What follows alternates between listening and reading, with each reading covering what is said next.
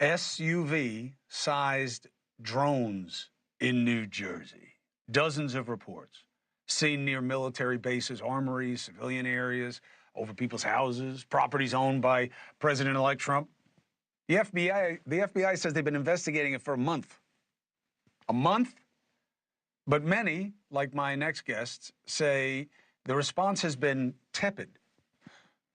What could they be, and how is this so hard to figure out? Joining us now is New Jersey State Senator John Bramnick and former defense and intel official who investigated UFOs for the federal government, Luis Elizondo. Thank you for having both of you here. I appreciate it. Senator, let me ask you, what do you make of how your requests to satisfy people's curiosity have been met by other officials?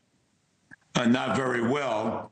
Either the government doesn't know anything, or the government is in a position where it's an embarrassment to the people of the state of New Jersey, because people already come to the table with distrust of government. This adds to distrust. And I'm deeply concerned that people are going to come up with conspiracy theories. You see them on the internet all the time. So this doubled down, and it double downs on the people who make up theories and also don't trust government. So it has a double whammy on government. Have they told you anything, Senator, about what to say or what to think? The only thing I heard is Governor Murphy did a press conference while he was signing another bill, and he indicated he wasn't concerned with the safety of residents. But the residents I represent are deeply concerned that they need a lot more information than a blanket statement that it's still safe out there. That's simply not enough. We're going to have a briefing tomorrow in Trenton, and I'm looking forward to hearing what they have to say. Well, you got a platform here to tell the country what you're finding out and what you're not finding out whenever you want it. Mr. Elizondo, it's good to have you again. What's your guess on this? I mean, look, the good news is you see a lot of navigation lights on these things. You see red and greens on a lot of these, which, as you know, are familiar lighting that people put on drones over a certain size. What's your guess as to why there's so many over Jersey all of a sudden? Well, Chris, surprisingly enough, it's not just over Jersey. Recently, over a few weeks ago, we had a very similar issue over Langley Air Force Base, one of our most sensitive military installations. And frankly, if you look back the last 4 or 5 years, there was actually a very similar occurrence back in Colorado, where for weeks, local and state law enforcement officials were chasing these things in the skies, almost doing a racetrack pattern, and no one seemed to know what the heck was going on. Actually, this is one of the very reasons why I decided to testify before Congress a few weeks ago, because quite frankly, we don't really have control of our U.S. airspace. We don't have awareness of what are in our skies. Do you believe that the FBI has been looking for a month and doesn't have any answer about what these are when there's so many?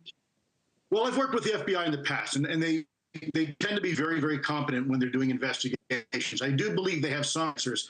I don't think they have all the answers yet. What further makes this more complicated, you have an issue where these things are being seen over civilian airspace, so you have jurisdictional issues, right? You have, from a federal perspective, you have FBI leading the law enforcement investigation, but you also have the Department of Defense. You have folks like the U.S. Air Force and Office of Special Investigations. You have DHS and even the FAA. And so all these federal agencies, forget about even the state and local agencies, are trying to work together and try to deconflict what's in the skies.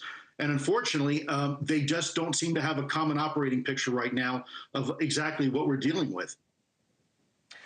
You think they're wrong about the size? Because, it's not easy to find drones of any significant size on the commercial market. Yeah, so here's the problem, Chris. Great point. We know that commercial drones tend to be a typical size, and they use a certain amount of power, if you will, and have a certain amount of loiter time, a certain amount of range. And typically can be anywhere between 15, maybe 20 minutes if you're lucky. And then you have to have line of sight in order to control these things. If you talk about anything bigger than that, you're really talking about a state-sponsored capability. This isn't a hobbyist. This isn't a drone that someone buys, let's say, from Radio Shack or buys from Amazon.